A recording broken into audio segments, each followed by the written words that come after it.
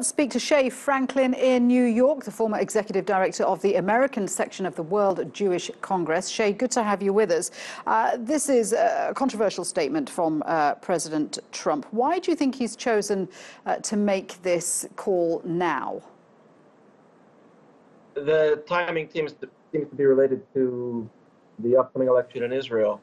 Although the administration, President Trump in particular, has talked about this for some time, and Prime Minister Netanyahu himself and other Israeli government officials have mentioned it over the last several months. When Netanyahu first asked for it publicly, it was understood that he must have gotten some kind of signal from the White House that if they were considering this, they were prepared to do it. So this way they could be responding to him. It makes him look stronger coming into the election, that he's been able to secure this great prize from the United States. So do you think this is about helping Netanyahu in next month's elections, or is this part of a wider U.S. policy shift in the Middle East?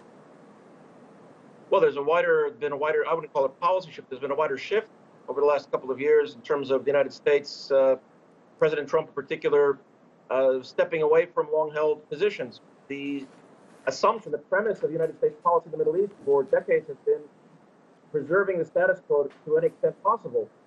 And this is changing the status quo. So it fits into that. It could be also some kind of political compensation for Netanyahu, because just a few months ago, the president announced that he was going to withdraw all the troops from the Golan Heights. And so that made Netanyahu look like he had bet wrong, that it was obviously going to hurt Israel politically and strategically in Syria if the United States just pulled out. So now Netanyahu has some compensation from Trump, and this is a long-lasting decision that will affect future decades of Israeli status.